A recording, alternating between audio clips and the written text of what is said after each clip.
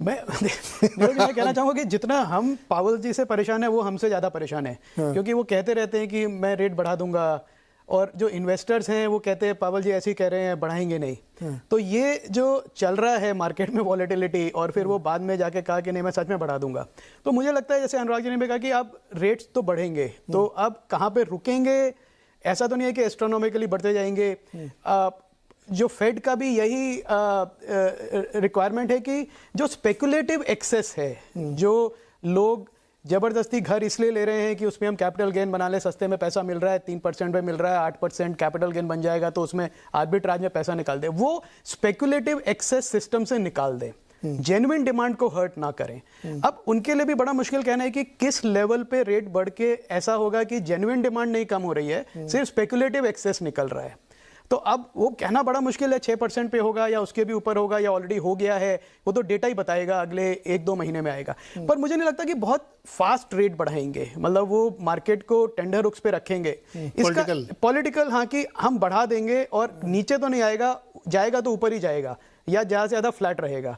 तो इस रहेंगे कि इन्वेस्टर्स को डर लगा रहे कि अगर रेट बढ़ गए तो मार्क टू मार्केट लॉस लेना पड़ेगा बुक पे। तो स्पेकुलेटिव एक्सेस ग्लोबली निकल जाए, धीरे धीरे M3 की जो सप्लाई है वो कम हो जाए। आई थिंक फोकस उस पर रहेगा। अब वो नंबर कहाँ जाके रुकेगा वो कहना फ्रैंकली बड़ा मुश्किल है। M3 की सप्लाई कैसे रुकेगी? अभी तो लोगों के पास $1 ट्रिलियन तो वैसे ही पड़ा जो सन्ड्री बिल पे करते उस वाला। तो अब उसी को तो कोशिश कर रहे हैं कि धीरे धीरे उसको स्क्वीज करते जाए, वापस लेते जाए, लोग वापस देते जाए कि भाई अब हमको नहीं चाहिए हाई कॉस्ट लोन, नहीं चाहिए हमको, कॉस्ट ऑफ फंडिंग इतनी बढ़ गई है कि बेटर है कि हम ना लें, कुछ भी ना करें। लेकिन एक चीज आप लोग इसको और कंसीडर करिए। विशाल, आपके पास आता हूं मैं। 24 में वहां पे भी चुनाव है, जो कुछ भी कांड करना है सितंबर अक्टूबर तक कर लीजिए, उसके बाद बिल्कुल पॉलिटिकल कॉस्ट भी तो है उसकी। अभी देखिए वहां पे बजट पेश करने की तैयारी, नेगोशिएशंस चल रहे हैं। आज सुबह मैं अनुराग से चर्चा भी कर रहा था, तरह तरह के बड़े 3 तूफानी प्रस्ताव रखे जा रहे हैं कि वेल्थ टैक्स लगाऊंगा, ये करूंगा, वो करूंगा। पता नहीं उसमें कितना नेगोशिएट हो पाएगा, लेकिन ये हो रहा है। तो विशाल, आप लोग भी तो एक कैलकुलेशन करते होंगे, इन्फॉर्म्ड गेस करते होंगे कि ये जो, क्योंकि देखिए सीधे सीधे मतलब है कि मैं तो जितना फेड बढ़ाएगा उसमें 2% हम यहाँ जोड़ लेंगे, इतना हमारे यहाँ होगा। तो आप लोग क्या गेस लेके चल रहे हैं कि फेड क्या कर सकता है, कि कहाँ पे जाके टर्मिनेट होगा ये रेट?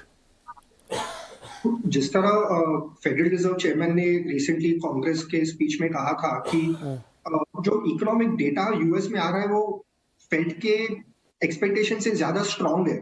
तो प्रॉब्लम क्या है कि एक साइड पे फेड इंटरेस्ट रेट्स बढ़ा रहा है ताकि इकोनॉमिक एक्टिविटी स्लो हो सके, मगर इकोनॉमिक एक्टिविटी इतनी जल्दी स्लो नहीं हो रही है यूएस में, और इन्फ्लेशन भी इतनी जल्दी नीचे नहीं आ रही है। तो इसलिए उन लोग को रेट्स इंक्रीज करने पड़ेंगे, और तब तक करने पड़ेंगे जब तक ये काबू में ना आ जाए इन्फ्लेशन। तो एक नंबर लगाना मुश्किल है। अगर आप फेड का खुद का ट्रैक रिकॉर्ड देखेंगे तो 2 साल पहले उन्होंने एक्सपेक्ट नहीं किया था कि इन्फ्लेशन इतनी जल्दी बढ़ेगा। जब उन्होंने रेट हाइक्स शुरू किए तभी भी उनको लगा कि ये 6 महीने में या 12 महीने में कंट्रोल में आ जाएगा, बट असलियत ये है कि अब तक वो कंट्रोल में आया नहीं है। तो टर्मिनल रेट का अंदाजा लगाना अभी मुश्किल है। उन्होंने रिसेंटली एक इंडिकेशन दिया था 2022 के एंड में कि 5.1% तक जा सकता है, मगर जिस तरह अभी लग रहा है वो शायद 550 to 6% के बीच में जा सकता है। और काफी ग्लोबल बैंक्स ने, जैसे गोल्डमैन सैक्स और ब्लैक रॉक ने भी चेयरमैन की स्पीच के बाद अपना फोरकास्ट इंक्रीज किया है कि ये 575 to 6% तक इंटरेस्ट रेट बढ़ा सकते हैं। ओके, अनुराग ने भी एक अंग्रेजी में एक बात कही थी, we can take on inflation but not your losses. इसको हिंदी में भी ये कह सकते हैं, गेहूं के साथ घुन पिसेगा। कह सकते हैं। अच्छा, एक छोटा सा सवाल मुझे आपसे पूछना। अभी फेड का डर जो है ना 2-3 दिन पहले आया है, उससे पहले तो इक्विटी मार्केट को कुछ दिखाई नहीं दे रहा था, आंखें बंद कर रखी थी उसने। तो हम लोग ये कहते थे सुबह अपनी कन्वर्सेशन में कि देखो फेड अपनी तरफ, बॉन्ड मार्केट अपनी कहानी सुना रहा है, फेड मार्केट इक्विटी वाला अपनी कहानी सुना रहा है। पता नहीं अचानक से 2 दिन बाद उनको ज्ञान पता लगा, तो फिर वो समझ जाएंगे नहीं, साथ मिलकर चलना है। ये क्यों हुआ था ऐसा अचानक से? मतलब फेड इक्विटी वालों को बहुत ज्यादा कुछ कॉन्फिडेंस था क्या?